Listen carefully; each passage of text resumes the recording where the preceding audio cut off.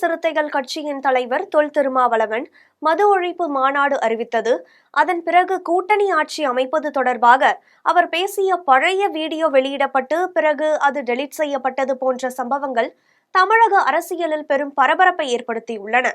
மேலும் திமுக தலைமையிலான கூட்டணியில் இருந்து விரைவில் விடுதலை சிறுத்தைகள் கட்சி விலகிவிடும் என்பது போன்ற கருத்துக்கள் பேசுபொருளாக அமைந்துள்ளன. தொல் திருமாவளவனின் சமீபத்திய அறிவிப்புகள் மற்றும் பேச்சுக்களுக்கு திமுக தலைவர்கள் விளக்கம் அளித்து வருகின்றனர். ஆட்சிக்கு அட்சய பாத்திரமாக இருக்கும் டாஸ்மாகை இழுத்து மூடும் வகையில் மதுவிலக்கை அமல்படுத்துவதை வலியுறுத்தி விசிக மது ஒழிப்பு மாநாடு நடத்துவது திமுக விரும்பவில்லை. நிறைவேற்ற முடியாத விஷயம் என்று தெரிந்திருந்தும் திருமாவளவன் அதை வலியுறுத்தி மாநாடு நடத்துவதை முதல்வர் ஸ்டாலின், அமைச்சர் உதயநிதி மற்றும் சீனியர் அமைச்சர்கள் யாருமே ரசிக்கவில்லை. அதிமுக அஜெண்டாவை வைத்துக் கொண்டுதான் திருமா இப்படி அரசியல் செய்ய துவங்குகிறார் என்றே முதல்வருக்கு சொல்லப்பட்டுள்ளது.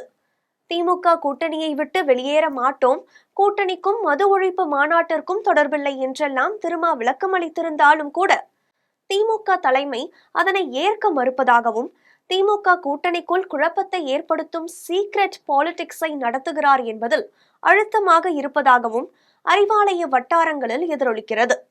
இந்த நிலையில்தான் முதல்வரை சந்தித்துள்ளார் திருமாவளவன். இந்த சந்திப்பு ஆரோக்கியமாக இருந்தால் எந்த ஒரு விளைவும் இருக்க போவதில்லை. கூட்டணி தொடரும் என்று அழுத்தமாக சொல்லிவிட்டு போவார். முதல்வருடனான சந்திப்பு ஆரோக்கியமற்றதாக இருந்தால் திருமாவின் பேட்டி வேறு மாதிரி இருக்கும் என்று எதிர்பார்க்கப்பட்டது.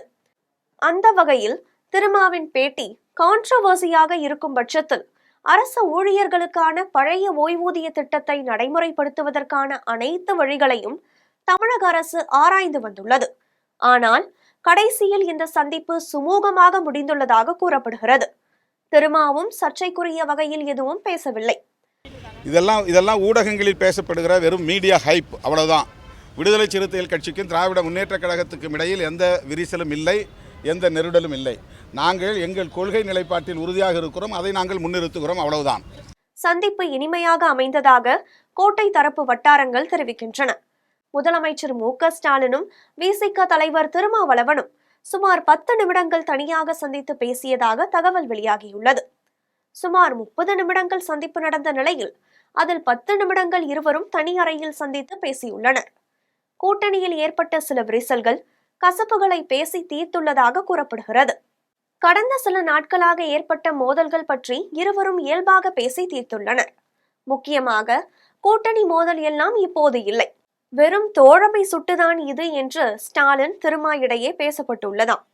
இதன் காரணமாகவே வெளியே வந்த திருமா ஸ்டாலினுடன் சிரித்தபடி போட்டோவிற்கு போஸ் கொடுத்துள்ளார். அதேபோல் வெளியேவும் சிரித்தபடியே திருமா வந்துள்ளார் என்பது குறிப்பிடத்தக்கது. கூட்டணியில் பிரச்சனை இல்லை என்பதாலேயே இரண்டு தரப்பும் சிரித்தபடி வந்ததாக கூறப்படுகிறது. கடந்த ஒரு சில நாட்களாக திமுக விசிக இடையேயான கூட்டணி விமர்சனங்களுக்கு இந்த சந்திப்பு முற்றுப்புள்ளி வைத்துள்ளது.